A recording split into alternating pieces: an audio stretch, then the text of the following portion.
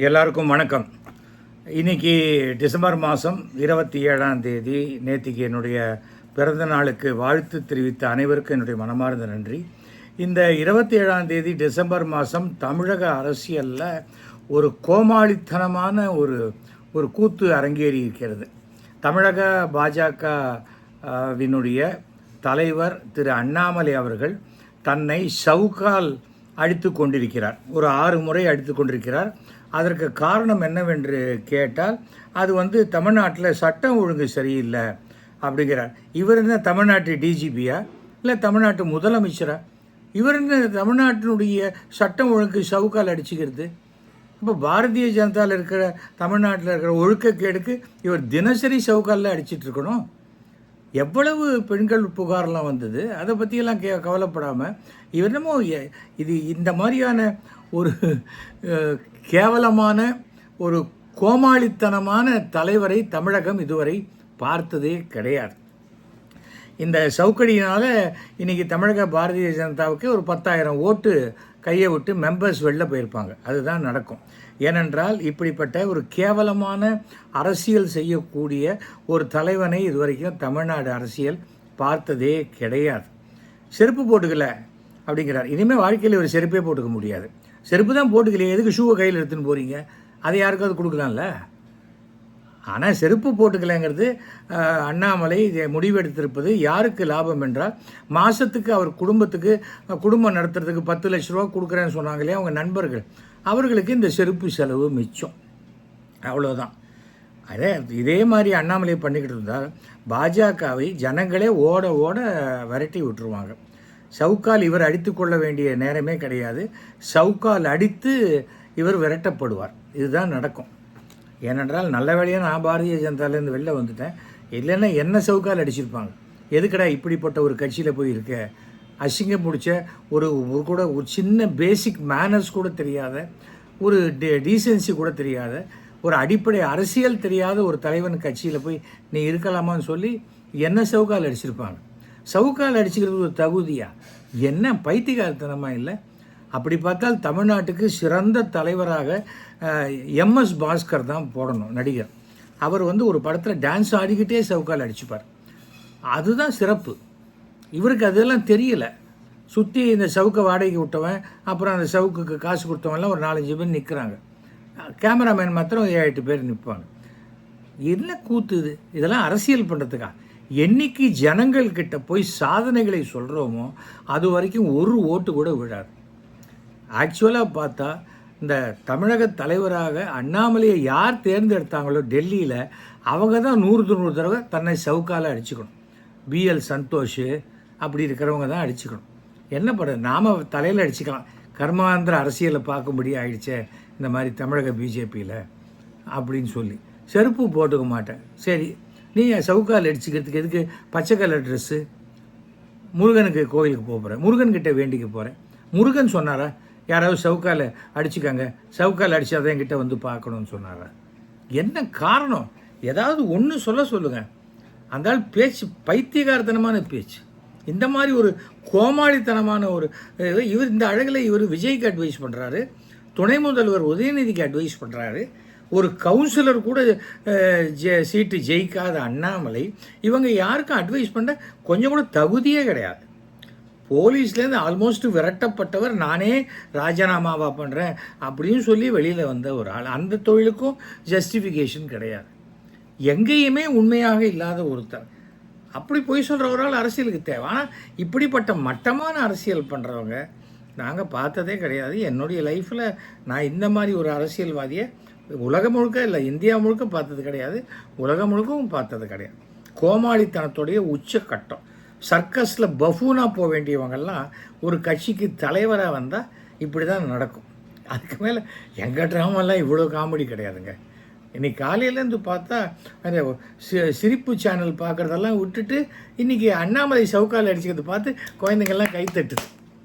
இந்த குரங்காட்டி சொன்னோன்னே ஏய் ராமா குட்டிக்கரணம் போடுறானோன்னே குழந்தைங்க கைத்தட்டுற மாதிரி அண்ணாமலை சவுக்கால் அடிச்சோன்னே அப்படி கைத்தட்டுதுங்க. ஸோ இனிமேல் குழந்தைகள் ஃபேன்ஸ் ரொம்ப ஜாஸ்தி அண்ணாமலைக்கு. அந்த குழந்தைகள் வளர்ந்து பெரியவங்களாகி 18 வயசுக்கு அப்புறம் அண்ணாமலை ஒரு வேளை அரசியலில் இருந்தால் அரசியலில் அவருக்கு ஓட்டு போடுவாங்க. அது வரைக்கும் மாதம் 1 கோடி 1.5 கோடி செலவழித்தாலும் ஒன்றும் நடக்காது. இனிமேல் செருப்பும் போட்டுக்க முடியாது. என் ஃப்ரெண்டு கூட காலையிலேருந்து செருப்பு போட்டுக்கல. என்னடான்னு கேட்டால் அந்த வாரம் இறந்து போச்சு அப்படின்னா. அந்த மாதிரி தான் இந்த ஆள் சொல்கிறது எதையுமே நிறைவேற்ற மாட்டார். தமிழ்நாடு முழுக்க 10,000 கோடினார் கிடையாது. பாம்பு அடித்த 60 மீட்டிங் போடுவேன்னாரு கிடையாது. இதுக்கு போராட்டம் அதுக்கு போராட்டம், ஒன்றுத்துக்கு ஒரு போராட்டம் கிடையாது. சும்மா கூட 10 பேரை வச்சுக்கிட்டு யாரை ஏமாத்துறாங்கன்னு தெரியல. கேட்டால் ரெய்டு வந்துடுச்சாமே உங்கள் உறவுக்காரங்களுக்குன்னா எனக்கு எல்லோரும் தான் உறவுக்காரங்க. இது ஒரு பதிலா? அப்போ நீ நேர்மையானவனா துப்பு கட்டவனா? அவர் யார் இவர் யார் அப்படின்னா இது ஒரு அரசியலா? அப்போ நீ ஒழுக்கம் இல்லாதவங்க தானே ஆறுது இதில். அப்புறம் என்ன அரசியல்?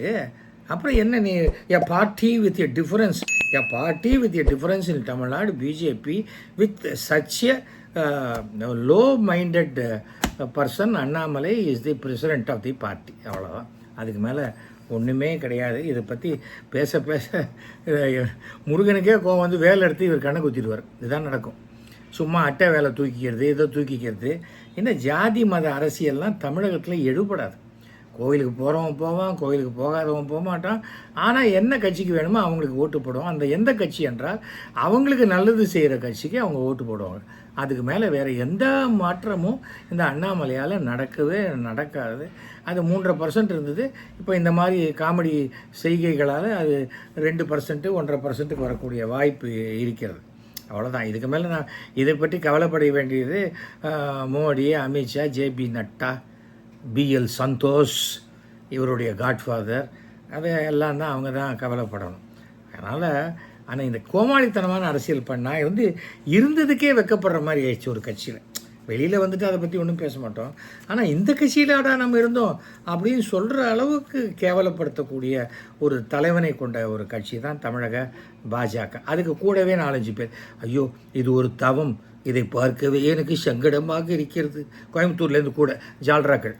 ஏன்னா அதுக்கு பதவி ஒழுங்காக நிலைச்சா போகிறோம். கட்சி எப்படி போனால் நமக்கு என்ன, ஏதோ கேட்குற இடத்துல கையெழுத்தை போட்டு வர துட்டை வாங்கினு சந்தோஷமாக இருக்கலாம். என்ன பண்ண முடியும் சொல்லுங்கள்? இப்படி இருந்தால் பார்த்து எப்படி உருப்பிடும்? அரசியல் என்னத்தை பண்ணுவீங்க? நீங்கள் இப்படியே பண்ணிகிட்டு இருந்தீங்கன்னு வச்சுக்கோங்களேன், திமுக யார்கிட்டையும் போய் ஓட்டே கேட்க வேண்டாம், அவன் ஃபுல் ஸ்வீப்பில் வந்துடுவாங்க. 40 எங்களுது தான், திமுக அத்தனை ஓடுன்னு கத்திட்டு 40 சீட்டையும் விட்டு அதில் கிட்டத்தட்ட 12 இடம் டெபாசிட்டு போய் கூட வாய் குறையலை. நாங்கள் இத்தனை % வாங்கியிருக்கோம், நாங்கள் இத்தனை மார்க்கு தான் வாங்கியிருக்கோம். ஏன் உட்கார வேண்டியது தானே பார்லிமெண்ட்டில்? நான் கொஞ்சம் குறைச்சலாக தான் வாங்கியிருக்கோம், தரையில் உட்காந்துக்கிறேன், அரை எம்பி கொடுங்க அப்படின்னு. ஏதாவது சின்ன குழந்தைங்கள்லாம் பார்த்து சிரிக்கிற மாதிரி பண்ணக்கூடிய ஒரு கட்சி வளர்கிறது ரொம்ப கேவலமாக இருக்குது. முதல்ல கட்சிக்கு தேவை ஒழுக்கம். 269 கிரிமினலுக்கு மேலே வச்சுக்கிட்டு ஃபைனான்ஸ் கம்பெனி ஊரில் இருக்கிறவங்களாம் ஏமாத்துறவனுக்கெல்லாம் பதவியை கொடுத்துக்கிட்டு அவங்க எல்லாரையும் கூட வச்சுக்கிட்டு அப்புறம் நம்ம வந்து அடுத்தவங்களை பற்றி அட்வைஸு. யாருக்கு அட்வைஸு? என்ன இவர் யார் இவர்? அரவக்குறிச்சியில் எலெக்ஷனில் நிற்கும்போது மோடி ஃபோட்டோவை போட்டால் அது நமக்கு ஓட்டு வராத போயிட்டு போது மோடி ஃபோட்டோ இல்லாத ஓட்டு கேட்ட ஆள், கவுன்சிலர் கூட ஜெயிக்கலை இந்த ஆள். இவங்கெல்லாம் தலைவராகி தமிழக அரசியலை பார்க்கணுன்னா பாதி பேர் ஓட்டு போடுறதையே நிறுத்திடுவாங்க. இப்படிப்பட்ட அரசியலே வேண்டாம், அப்படி நிறுத்தக்கூடாது. இப்படிப்பட்டவங்களுக்கு எதிரான ஓட்டுக்களை போடணும். அப்போ தான் இந்த மாதிரி பார்ட்டி இல்லாத போகும்போது அரசியல் சுத்தப்படும். அது எவ்வளோ அசுத்தம்னு சொன்னாலும் இந்த மாதிரி அசுத்தங்கள்லாம் இல்லாத போய் ஓரளவுக்கு சுத்தப்படக்கூடிய வாய்ப்பு இருக்கும். மீண்டும் மீண்டும் அண்ணாமலை 6 தடவை அடிச்சுக்கிட்டோன்னா அங்கே பின்னாடி இருக்கிறவங்களாம் ஓன்னு கத்தினாங்களாமே, ஒன்ஸ் மோர்னு. அந்த சவுக்கை கூட சரியாக அடிச்சுக்கல போல இருக்கு. இது என்ன பெரிய விஷயமா? முன்னாடி ராத்திரியே டாக்டர்கிட்ட கேட்டால் போகிறது, நல்லா மரத்து போகிறதுக்கு முதுகில் ஆயின்மெண்ட்டு நல்லா தடவி விட்டால் அவ்வளோதான். அடிச்சுட்டு போனால் யாருக்கு தெரிய போகுது? ப்ரிப்பேர் பண்ணி அடிச்சுக்கிறது. ரோட்டில் இந்த காசுக்காக அடிச்சுக்கிறாங்க பாருங்க, அவங்க காலில் விழுந்து கும்பிடலாம். அவன் தன்னை வருத்தி கொண்டு தன்னுடைய ஒரு பிழைப்புக்காக ஏதோ பண்ணுறான். ஆனால் இந்த மாதிரி கேவல கூத்துக்கள்லாம் பண்ண மாட்டாங்க. அது ரொம்ப very sorry to say this. ஒரு பார்ட்டியை விட்டு வெளியில் வந்தால் கூட அதை பற்றி பேசக்கூடாதுன்னு நினைக்கிறேன். ஆனால் இப்படிப்பட்ட கோமாளிகள்லாம் இருக்கும்போது நிறைய நகைச்சுவை நடிகர்கள் மனசு ரொம்ப கஷ்டப்படுறாங்க தமிழ்நாட்டில். என்னடா இது, அண்ணாமலை அளவுக்கு நமக்கு காமெடி பண்ண வரலையேன்னு. ஒன்றும் கவலைப்படாதீங்க, 2025 எல்லாருக்குமே நல்ல ஒரு வழி பிறக்கும் என்ற நம்பிக்கை இருக்கிறது. அனைவருக்கும் என்னுடைய இனிய ஆங்கில புத்தாண்டு நல்வாழ்த்துக்களை தெரிவித்துக் கொள்கிறேன். நன்றி, வணக்கம்.